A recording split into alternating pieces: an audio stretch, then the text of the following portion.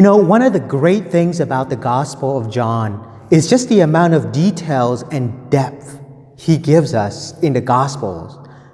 There's one thing where we read it on a literal level and we try to understand it, but as we go deeper and deeper still, we see just how rich the Gospel of St. John really is. He gives us information and he goes deeper and deeper still as we try to uncover not just the surface level meaning, but then also what lies underneath. And so St. John the Evangelist gives us a lot of information to reflect upon and how it applies to our lives today. Now, I invite you, before we begin all of this, if you haven't already, to go to studymyfaith.com to learn more, or you can just subscribe on this YouTube channel right here. So let's get started. One of the stories in the Gospel of St. John the Evangelist has to do with this Samaritan woman. And I want to analyze the story even much deeper and then apply it to our lives. How is it relevant to us? And what is it exactly between the interaction between Jesus and this woman that is so captivating, so important, to the point where finally at the very end, not just her, but everybody recognized that this is the Christ. So let's go right into it. Now, before we analyze it much deeper, I want to propose one very important question for you. And the question is this. If you think about this gospel in particular, who is this Samaritan woman? Who is she? Does St. John give us a name? Does he give her some background about her? Does he tell us who she is, etc.? Think about all these details. They're very important, right? And then think about how we can be like her too. How do we relate to this Samaritan woman? Are we her? Are we similar to her? Etc., right? So think about those items as we go deeper now. And here, I want to share with you 17 points. 17 points, which we're going to talk about right now. And we're going to break it into two parts so that it's easy for us to really reflect on all of them and digest this 17 points.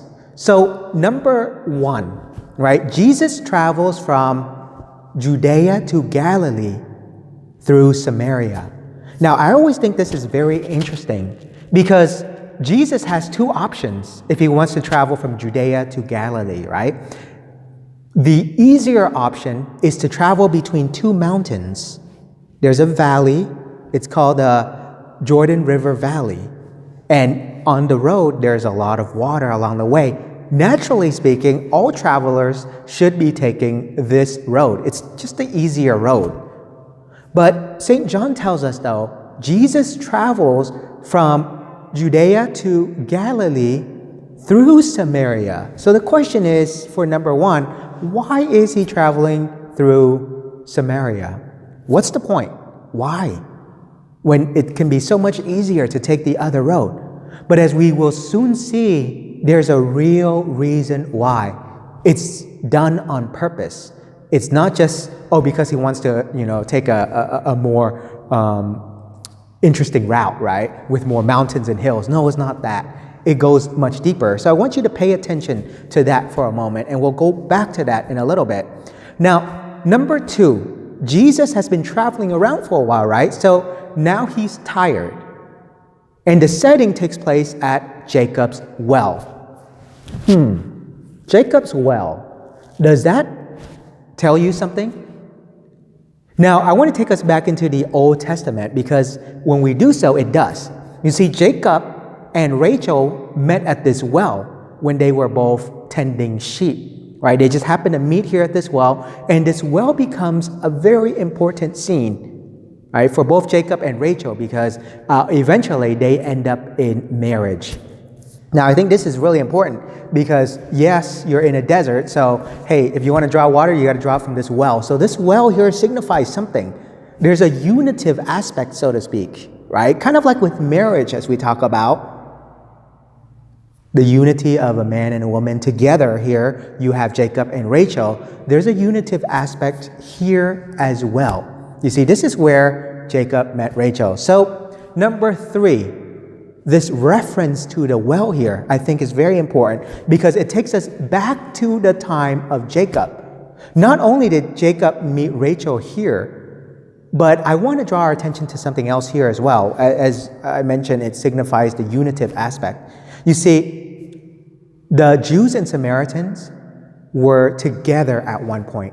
They were one people, not this versus that, not Jews versus Samaritan. They were one and the same people. But over the course of time, there's this divorce, if you will, right? People separating from each other, the Jews and Samaritan, because the Samaritans took a different route. They separated themselves from God, right? And so here, St. John the Evangelist is telling us something. He's telling us that Jesus is coming to this well to reconcile the people. What was united together and then separated, Jesus comes back to the beginning to bring reconciliation, right? And this reconciliation is so beautiful because if we think about it, Jesus came to reconcile us as sinners when he died on the cross.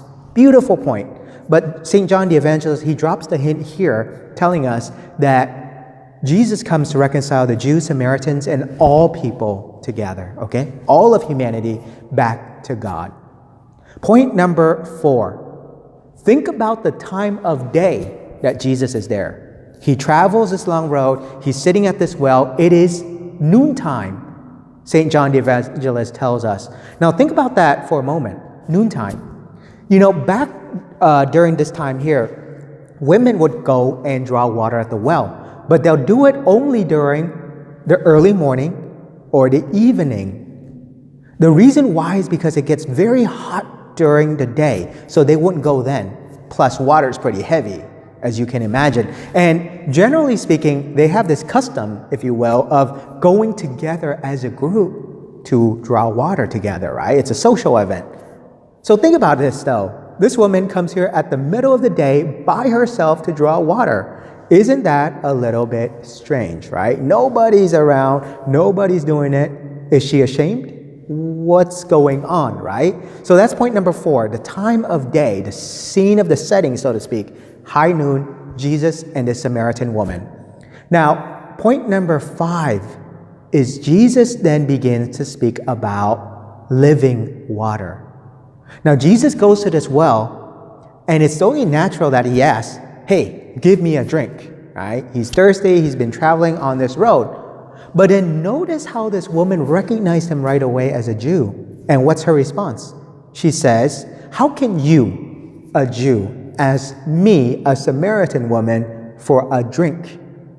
And St. John tells us right there in the gospel, he says, for the Jews and Samaritans have nothing to do with each other, right? Nothing. They don't want to be together. They're separated, so to speak. They will not communicate.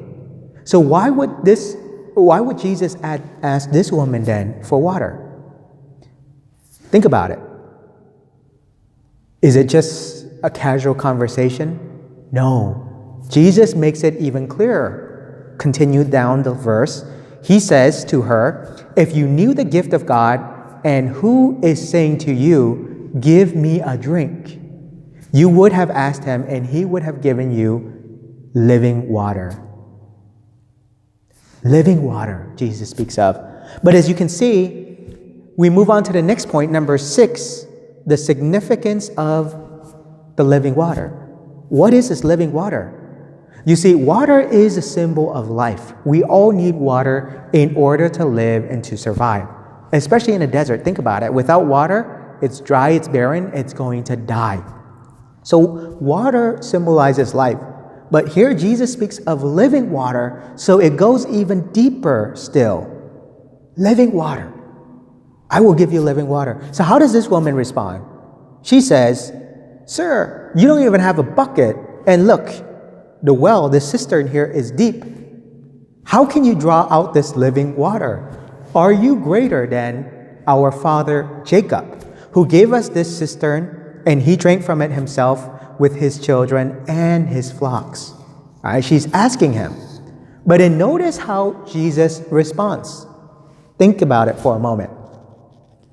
On a literal level, how do you draw water from a well if you have no bucket, right? This woman has a point. But then Jesus is speaking on a much deeper level.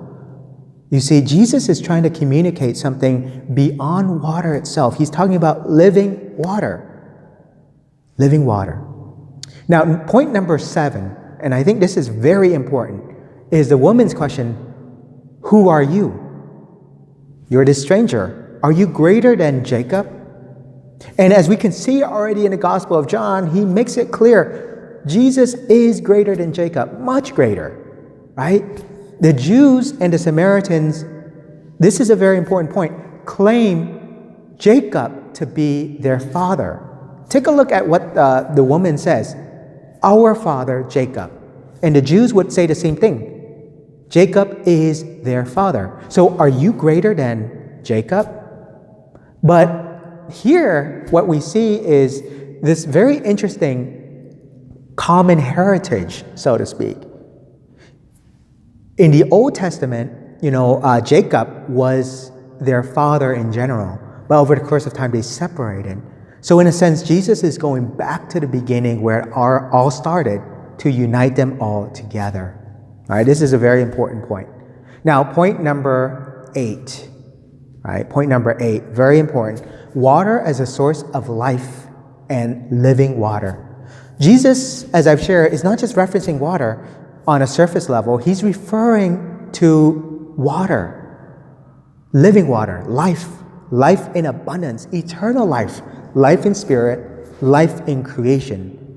So as you can imagine, this woman doesn't understand, and this causes her confusion. So then Jesus goes even further still than to say, everyone who drinks this water that you draw from the well will be thirsty again, this well that Jacob gives to you. But whoever drinks the water I shall give will never thirst. The water I shall give will become in him a spring of water welling up to eternal life. Now, wait a minute. You think about it. Think about a time when you are thirsty. You drink water, and in a couple of hours, you're thirsty again, right? And then you desire this water again. Jesus, though, says, I will give you this water that you will never thirst again. So it confuses the woman even further still, to the point where we go into number 9, where she then finally says, Sir, give me this water, so that I may not be thirsty or have to keep coming back here to this well here to draw water. Give me this water you're talking about. Now think about it. Fair question to ask, right? If Jesus is talking about the water of eternal life, she wants it. But she's not quite understanding the dynamics at work here yet. And so let's pause here for a moment, and then we'll continue on part number 2, where we'll continue through points 10 to 17.